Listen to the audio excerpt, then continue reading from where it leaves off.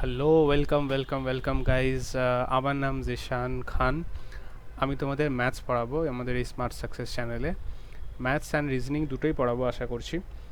তো আজকে তোমাদের জন্য ফার্স্ট চ্যাপ্টার আমি নিয়েছি। ফার্স্ট চ্যাপ্টারটা হলো রেশিও অ্যান্ড প্রপোর্শন। তোমরা যে কোনো প্রিপারেশনে করো না কেন, ক্যাম্পাসিংয়ের জন্য বা গভর্নমেন্ট জবের জন্য বা ডাব্লিউবিসিএসের জন্য, তোমাদের বেসিকটা কিন্তু সবসময় ক্লিয়ার রাখতে হবে। অ্যান্ড বেসিক কিছু চ্যাপ্টারটা যেমন ধরো রেশিও প্রপোর্শন বা পার্সেন্টেজ, এই চ্যাপ্টারগুলো হচ্ছে বেসিক চ্যাপ্টার। এই চ্যাপ্টারগুলো যদি তোমার কনসেপ্ট একদম ক্লিয়ার না থাকে, তো তাহলে পরবর্তীকালে তোমরা কোনো কনসেপ্ট কোনো ট্রিক বুঝতে কিন্তু প্রচুর অসুবিধা হবে। তো প্রথমেই আলোচনা করব, শর্টে একটুখানি মনে করিয়ে দিই রেশিও কাকে বলে। দুটো সংখ্যার যখন কম্প্যারিজন করি তখন সেটাকে রেশিও বলে। ওকে, সো এখানে যদি আমার এজ 25 হয় অ্যান্ড আমার ভাইয়ের এজ যদি 20 হয়, তাহলে এই দুটো সংখ্যাকে কম্পেয়ার করব। মানে এটাকে আমি কাটাকাটি করব, 5 দিয়ে কাটলে 5, 5 দিয়ে কাটলে 4, 5:4। এটা হচ্ছে আমার ভাই আর আমার এজের রেশিও। ওকে, 5:4।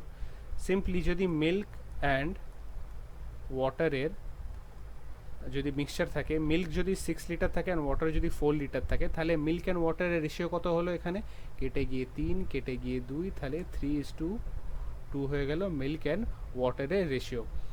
এই জিনিসগুলো আশা করি তোমরা সবাই জানো অলরেডি, তাও একবার বলে দিলাম। ওকে, এবার যেটা আসল জিনিস সেটা হলো গিয়ে এর আগের এক্সাম্পলগুলো যেগুলো বললাম তাতে কি ছিল, দুটো সংখ্যাকে কম্পেয়ার করছিলাম। বাট এরকম সিচুয়েশন আসতেই পারে, A is to B is to C, তিনটে সংখ্যা, A is to B is to C is to D. Okay, now এরকম থাকলে এটাকে কিভাবে লিখতে পারি আমরা, এটা মনে রাখবে। A is to B is to C থাকলে A by B is equal to B by C আমরা লিখতে পারি। অ্যান্ড এটা হচ্ছে কাইন্ড অফ ফর্মুলা, তোমরা এটাকে মনে রাখবে, এটা মনে রাখতে হবে। ওকে, অ্যান্ড এই সিচুয়েশনে এটাকে কীভাবে লিখতে পারি, A by B is equal to C by D. Okay, এখানে দুটো সংখ্যার পর এখানে 4টে ডট দিতে হয়, ঠিক আছে? জাস্ট এইটুকু মনে রাখলেই হবে, আর ডেপথে এটাকে জানতে হবে না এটা কি। জাস্ট এইটুকু মনে রাখবে, অঙ্ক করার জন্য এইটুকুই এনাফ। ওকে, নেক্সট দুটো অঙ্ক করব। প্রথম অঙ্কে এটা ইউজ করব অ্যান্ড সেকেন্ড অঙ্কে এটা ইউজ করব। ওকে, সো এই দুটো জিনিস অবশ্যই মনে রাখবে ভালো করে। ওকে, চলো। Third proportional to 1 and 2। Third proportional কি, A is to B is to C দেখালাম। এখানে থার্ড প্রপোর্শনাল কি, সিটা 3 নম্বরে আছে, সিটা হচ্ছে থার্ড প্রপোর্শনাল। ফাইন। সো এখানে ওয়ানটা কি, ওয়ানটা এ পজিশনে আছে, টুটা কি বি এর পজিশনে আছে, তাহলে সি এর পজিশনে কি আছে, ধরে নিলাম আমি এক্স।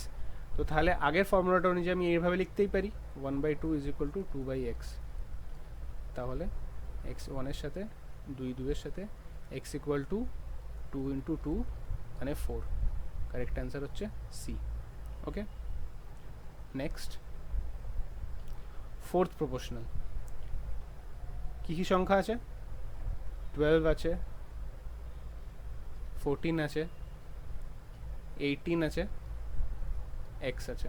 ওকে, তো সিম্পলি যে ফর্মুলা বলেছিলাম সেটা হিসাবে আমরা এইভাবে লিখতে পারি, 12/14 ইকুয়াল টু 18/x। এক্স গিয়ে মাল্টিপ্লাই হবে 12-এর সাথে, 14 গিয়ে মাল্টিপ্লাই হবে 18-এর সাথে। 12x equal to 14 into 18। তাহলে আমি যদি 4 দিয়ে কাটি 3, যদি 4 দিয়ে কাটলাম, তাহলে এখানে 2 দিয়ে কাটবো 7, 2 দিয়ে কাটলে 9, 3 দিয়ে কেটে দিলে 3, x equal to 21। Okay, so correct answer হচ্ছে আমার 21। ওকে, এক্সটা আমার কি হলো এখানে ফোর্থ প্রপোর্শনাল, বিকজ এক্সটাকে আমি 4 নম্বর জায়গায় ধরেছি। ওকে,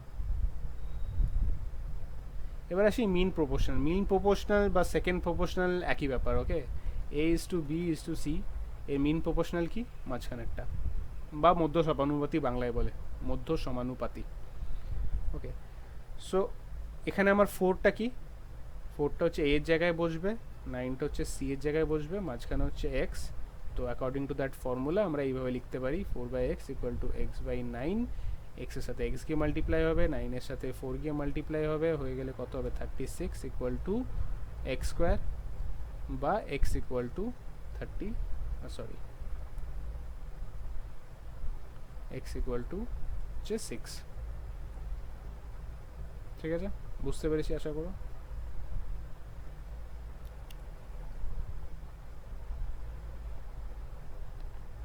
নেক্সট হচ্ছে কি, এখানে এই অঙ্কটা একটু অন্য হবে। এ অ্যান্ড বি এর রেশিও বলে দেওয়া আছে, বি অ্যান্ড সি এর রেশিও বলে দেওয়া আছে। তো এখান থেকে এ বি অ্যান্ড সি বার করতে হবে। এখানে একটা জিনিস মাথায় রাখবে, যদি এখানে বি এর রেশিও কত, এখানে বি এর রেশিও 9 আছে, আর এখানে বি এর রেশিও কত, এ দেখো এখানে বি এর রেশিও কত 15, আর এখানে বি এর রেশিও কত 9 আছে। যদি এই দুটো সেম থাকে, যদি বি এর রেশিও এখানে অ্যান্ড এখানে সেম থাকে, তাহলে কিন্তু কোনো সমস্যা নেই। যদি ধরো এখানে বি এর রেশিও যদি 4 থাকতো অ্যান্ড এখানেও যদি বি এর রেশিও 4 থাকতো, তো তাহলে কোনো সমস্যা হতো না। A is to B is to C বার করতে গেলে এ এর জায়গায় 7 বসিয়ে দিতাম, বি এর ভ্যালু তো দুটো জায়গাতেই 4 আছে, তো এখানে আমি 4 বসিয়ে দিতাম, অ্যান্ড সি এর ভ্যালু এখানে 7 আছে, 7 বসিয়ে দিতাম। ওকে, বাট এখানে কেসটা সেরকম নয়। কেসটা হচ্ছে কি, এখানে আমার বি এর ভ্যালু দু জায়গায় ডিফারেন্ট দেওয়া আছে। দু জায়গায় যখন ডিফারেন্ট দেওয়া থাকবে, তো তখন তোমাকে একটু লং প্রসেসে যেতে হবে এবং একটা টেবিল বানাতে হবে ফার্স্টে। A is to B is to C. প্রথমে এ ইস টু বি এর ভ্যালুটা পুট করে দেবো 7:9। ওকে, এই জায়গাটা ফাঁকা রাখবো, এই জায়গাটাতে এখন কিছু লিখবো না। এবার নেক্সট লাইনে চলে আসবো। নেক্সট লাইনে চলে এসে কী লিখবো, বি এন্ড সি এর ভ্যালুটা পুট করে দেবো। ওকে, এখন আমি এই জায়গাটা ফাঁকা রাখবো, এই জায়গাটা। ওকে, একটা লাইন টেনে দিলাম, আমার টেবিলটা তৈরি হয়ে গেল। এবার টেবিলের এই ফাঁকা জায়গাগুলো আমাকে পূরণ করতে হবে। ফাঁকা জায়গা পূরণ করার নিয়ম কি, ফাঁকা জায়গাটার পাশে যে সংখ্যাটা আছে এক্স্যাক্টলি সেই সংখ্যাটাকে আমি এখানে কপি করে দেবো, হয়ে গেল। অ্যান্ড এখানে 15। ওকে, নাও আমাকে এখানে এর ভ্যালু পুট করতে হবে। এর ভ্যালু কি হলো 7 × 15, উপর আর নিচে গুণ করে দিতে হবে, আর কিচ্ছু না। 7 × 15, এটা এখানে কত হবে 9 × 15, এখানে কত হবে 9 × 7। ওকে, দেখি কী দিয়ে কাটাকাটি যাচ্ছে। তিনটে সংখ্যায় 3 দিয়ে একবার করে কাটবে, 5 3 3। ওকে, সো এটা কত হলো 35 45 21। এটা হয়ে গেল আমার এ is to B is to C এর অ্যান্সার। ওকে, নেক্সট দেখি এখানে এ বি সি এর সাথে ডি অ্যান্ড ইও আছে। সো দেখি এটা বার করি, টেবিলটা বানাই। A is to B is to c is to d is to e. আচ্ছা, ফার্স্ট আমি দেখি কোয়েশ্চেন আমার চেয়েছে কি, a is to B is to c is to d চেয়েছে। ওকে, তো যখন আমাকে a is to B is to c is to d চেয়েছে, ই চাইনি, তো তখন আমাকে ইটা কি কনসিডার করার প্রয়োজন আছে? অবভিয়াসলি না। তো আমি এই ইটাকে কনসিডার করব না, এবং এই রেশিওটাও আমার কাছে কোনো ভ্যালু নেই, তাই জন্য। ওকে, সো আমি a is to B is to c is to d নিয়েই শুধু কাজ করব। Okay, so a is to বিটা প্রথমে লিখি 1:2, বি ইস টু সিটা কত হচ্ছে 3:4, অ্যান্ড সি ইস টু ডিটা কত হচ্ছে 2:3। ওকে, সো এখানে এবার আমাকে শূন্যস্থানটা পূরণ করতে হবে টেবিলটা কমপ্লিট করার জন্য। শূন্যস্থানের পাশে কি আছে 2, অ্যান্ড তার পাশে কি আছে 2, এখানে শূন্যস্থানের পাশে আছে 4, এখানে শূন্যস্থানের পাশে আছে 3, এখানে শূন্যস্থানের পাশে আছে 2, এখানে শূন্যস্থানের পাশে আছে 2। এবার আমাকে এর ভ্যালুটা লিখবো। এর ভ্যালুটা কি হবে, এই তিনটের যোগফল, এই তিনটের গুণফল হবে, কত হবে 6, এই তিনটের গুণফল হবে কত হবে 12, এই তিনটের গুণফল হবে কত হবে 4 4 16, এই তিনটের গুণফল হবে কত হবে 24, 3 6 8 12। ওকে, সো এটা হলো আমার এ is to B is to c is to d এর আনসার। বোঝা গেল? এখানে আমি যদি ইটাকে ধরতাম, ইটাকে ধরেও করতে পারতাম, বাট সেটা আমাকে ফালতু খাটনি হয়ে যেত অনেক, কারণ আমার ইটার কথা আমাকে এখানে জিজ্ঞাসাই করেনি, এখানে শুধু a is to B is to c is to d চেয়েছে। সো আমার এইভাবে হয়ে গেল। ওকে, নেক্সট দেখি। নেক্সট হচ্ছে 2a is equal to 3b, sorry 3b is equal to 4c। এখান থেকে আমাকে a is to b is to c এর ভ্যালু বার করতে হবে। আমরা কিভাবে ছোটোবেলায় কিভাবে করে আসতাম এটাকে, এটাকে ইকুয়ালস টু কে ধরে নিতাম, ঠিক আছে, এটা ইকুয়ালস টু কে লেট কে ধরে নিতাম। ওকে, তো এটাকে ইকুয়ালস টু কে যদি ধরে নিই তাহলে 2a ইকুয়াল টু আমি কে লিখতে পারি and a is equal to k by 2। Okay, similarly 3b is equal to k লিখতে পারি and b is equal to k by 3 and 4c is equal to k লিখতে পারি and c is equal to k by 4, sorry. Okay, so তাহলে a is to b is to c আমাদের কত হলো, k by 2, k by 3, k by 4।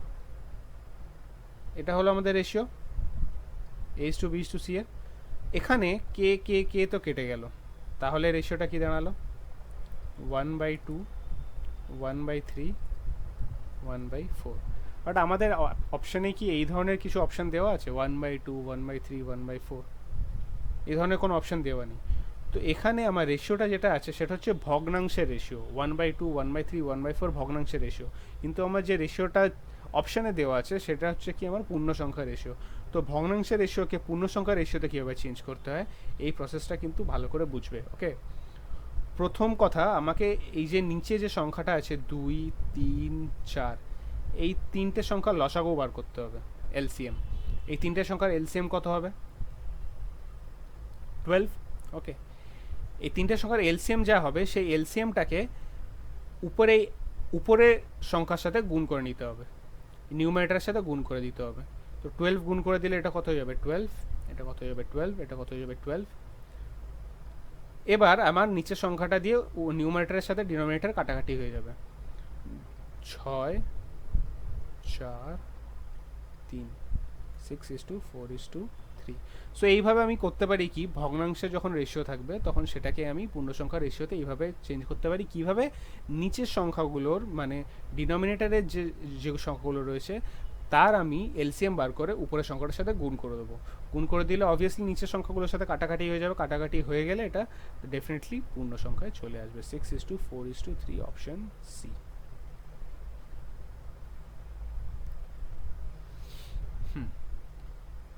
Next,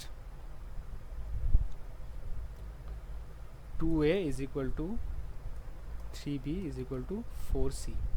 ওকে, তো প্রথমে এই রিলেশনটাকে consider করি। আমাকে বার কি করতে হবে, বার করতে হবে a by b is equal to b by c is equal to c by a।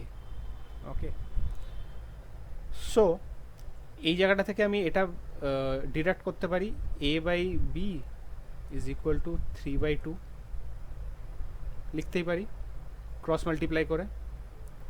And এই জিনিসটা থেকে আমি কি ডিডাক্ট করতে পারি,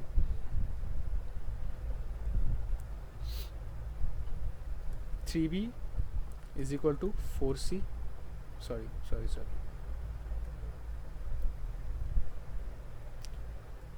b by c is equal to 4/3, এটা ডিডাক্ট করতে পারি। ওকে, অ্যান্ড কি ডিডাক্ট করতে পারি, এই দুটোর থেকে কি রিলেশন ডিডাক্ট করতে পারি, সেটা হচ্ছে কি a by c is equal to 4/2। তো তাহলে দেখো এটাও পেয়ে গেলাম, এটাও পেয়ে গেলাম, এটাও পেয়ে গেলাম। এটা পেয়ে গেলাম মানে এটা c বাই a আছে, এটা আমার এখানে a বাই c আছে, এটাকে আমি উল্টো করে নিলে কি হবে, c by a 2/4, basically half. Okay, so আমার a by b is to b by c is to c by a। তো a by b কত হলো আমার 3/2, আর এখানে b by c কত হলো আমার 4/3, আর এখানে c by a কত 1/2। এবার এগুলো আমার কিসে রয়েছে, ভগ্নাংশের রেশিও রয়েছে। ওকে, তো এই ভগ্নাংশের রেশিওকে আমাকে নর্মাল পূর্ণ সংখ্যার রেশিওতে কনভার্ট করতে গেলে কী করতে হবে, আগের অঙ্কটাতে যেটা করলাম, লসাগু বার করতে হবে। এই তিনটের এলসিএম কত হবে, 2 × 3 × 2 এর রেশিও কত, এলসিএম কত হবে 6। 6কে আমি কি করব, উপরের এই নিউমারেটরের সাথে মাল্টিপ্লাই করে দেবো, তাহলে 3 × 6/2, 4 × 6/3, 6 × 1 6/2। ওকে, কেটে দিলাম 3, কেটে দিলাম 2, কেটে দিলাম 3, 9:8:3, এটা হলো আমার এই তিনটের রেশিও। ওকে, বোঝা গেছে? নেক্সট,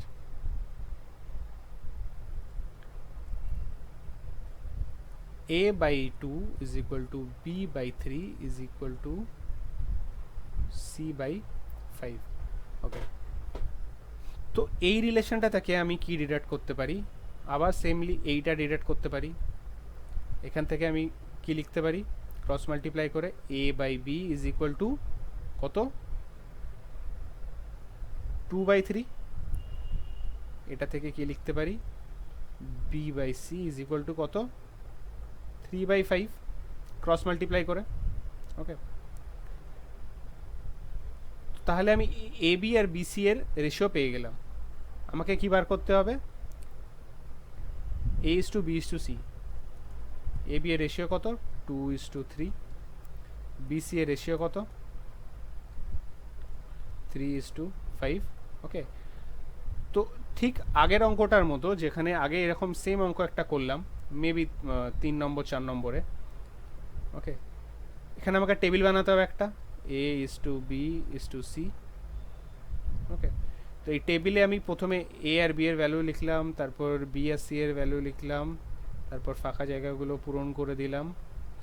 এখানে 6, এখানে 9, এখানে 15, 3 দিয়ে কাটলে 2, 3 দিয়ে কাটলে 3, 3 দিয়ে কাটলে 5, 2:3:5। Option C is the correct answer. I hope বোঝা গেছে। Next, the smallest ratio out of 1:1, 2:1, 1:3,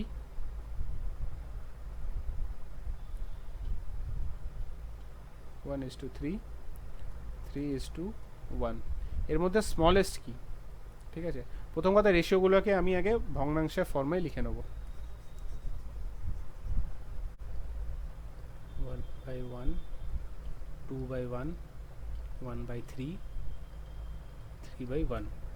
ওকে, আচ্ছা, এখানে কি হয়, একটা জিনিস আশা করি তোমরা সবাই জানো, সেটা হচ্ছে কি দুটো ভগ্নাংশ যখন হয়, এখানে যেমন আছে 1/1 অ্যান্ড 2/1, এক্ষেত্রে কি হয়, যদি দুটো ভগ্নাংশর ডিনোমিনেটর মানে এই 1 অ্যান্ড 1, এই ডিনোমিনেটর যদি সেম হয়, তাহলে উপরের নিউমারেটর যার বড় হবে সেই সংখ্যাটা বড় হবে। ওকে, যেমন ধরো এই দুটোর মধ্যে কম্প্যারিজন করলে ডিনোমিনেটর দুটোর 1 আছে, তো নিউমারেটর যার বড় হবে সেই সংখ্যাটা বড় হবে। নিউমারেটর মানে উপরেরটা, ডিনোমিনেটর মানে নিচেরটা। ওকে, সো এখানে আমার 2টা বড় আছে, এই নিউমারেটরটা বড় আছে, সো আমার এই সংখ্যাটা কি হবে? বড় হবে। এই সংখ্যাটা কি হবে? ছোট হবে। ওকে, এবার আরেকটা এক্সাম্পল দেখি। যদি আমার এইটা আর এইটার মধ্যে কম্প্যারিজন করি, এই দুটো সংখ্যার মধ্যে কম্প্যারিজন করি, তাহলে আমি দেখতে পাবো দুটোর কিন্তু নিউমারেটর সেম, 1 অ্যান্ড 1। ঠিক আছে, কি আলাদা? ডিনোমিনেটর আলাদা। তো তাহলে এখানে ডিনোমিনেটর যখন আলাদা হয় তখন কি হয়? যখন নিউমারেটর সেম হয় আর ডিনোমিনেটর আলাদা হয়, যে ডিনোমিনেটরটা বড় হয়, সেই সংখ্যাটা ছোট হয়, স্মলার। আর যার ডিনোমিনেটরটা ছোট হয় সেই সংখ্যাটা বড় হয়, লার্জার। বোঝা গেছে? এবার যখন দুটো সংখ্যা নয়, যখন আমার তিনটে চারটে ভগ্নাংশের মধ্যে আমি কম্প্যারিজন করব, তো তখন আমাকে সিম্পলি আবার লসাগু করতে হবে। লসাগু কী হবে? এখানে 1 1 1 3 1 এরকম কিছু আছে, তো আমার লসাগু অবভিয়াসলি 3 আসবে। এই 3টাকে প্রত্যেকটা সংখ্যার নিউমারেটরের সাথে মাল্টিপ্লাই করে দেবো, ঠিক যেমন করেছিলাম আগের অঙ্কটাতে। এখানে আমি 3টাকে মাল্টিপ্লাই করে দিলে কি হবে? 3/1, 6/1, 3/3, 9/1, 1 হয়ে গেল। তাহলে রেশিওটা কি দাঁড়ালো আমার? 3:6, 1:9। তো এই চারটে সংখ্যার মধ্যে সব থেকে ছোট কোনটা হলো? 1টা কোন সংখ্যার সাথে রিলেটেড? এটা 1/3। তো তাহলে আমার 1/3টা সব থেকে ছোট রেশিও। ওকে, সো আমার 1/3 হচ্ছে কারেক্ট আনসার। ফাইন, নেক্সট দেখি। এখানে একটা নেক্সট লাস্ট, আজকে এটা লাস্ট অঙ্ক। এরপরের চ্যাপ্টারটাও আমি রেশিও প্রপোর্শনই রাখবো। রেশিও প্রপোর্শনে আরও অনেক কটা অঙ্ক করানোর আছে, অ্যাটলিস্ট আরও 20-25টা অঙ্ক তো করাতেই হবে রেশিও প্রপোর্শনে। ওকে, তো নেক্সট দিন আমি যেদিন ক্লাস নিয়ে আসবো সেদিন বাকি অঙ্কগুলো করাবো। আজকে ইন্ট্রোডাক্টরি ক্লাস ছিল আমার, তো আজকে আমি 10টা অঙ্ক অবধি রাখছি। এটা হচ্ছে লাস্ট অঙ্ক। লাস্ট অঙ্কটাতে আমি একটা প্রবলেম সাম রেখেছি, ঠিক আছে? এই প্রবলেম সামটা করিয়ে আমি আজকে সেশনটা শেষ করব। 70 সেন্টিমিটার লং ওয়্যার, একটা লম্বা তার আছে 70 সেন্টিমিটার। ওকে, 70 সেন্টিমিটার লেন্থের একটা লম্বা তার আছে। is to be cut into two pieces, দুভাগে কাট করা হলো, so that one piece will be 2/5 of the other, একটা পার্ট কি হচ্ছে আর একটা পার্টের 2/5, ঠিক আছে? how many centimeters will the shorter piece be? যেমন ধরো একটা পার্ট হচ্ছে x, এই পার্টটা ধরো হচ্ছে x অ্যান্ড এই পার্টটা ধরো হচ্ছে y। ওকে, তো তাহলে কি বলছে, এক্সটা হবে কি y এর 2/5 হবে, এক্সটা হবে কি y এর 2/5 হবে। বোঝা গেছে? এই এক্সটা যদি y এর 2/5 হয় তাহলে এখানে আমি এটা লিখতে পারি 5x = 2y, অথবা 5x - 2y = 0। আমি যদি এটাকে বাঁদিকে নিয়ে চলে আসি 2yটাকে, এখানে আমি একটা ইকুয়েশন পেলাম। আর একটা ইকুয়েশন কী হবে, x + y = 70, কারণ এই পার্টটা যোগ করে 70 আসছে। তো এখানে আমি এই দুটো ইকুয়েশন থেকে আমি x অ্যান্ড y এর ভ্যালুটা বের করতে পারি। ওকে, সো আমি এই ইকুয়েশনটাকে প্রথমে ট্রান্সফর্ম করলাম, 5x + 5y = 70 × 5 হলো, তারপর 5x - 2y।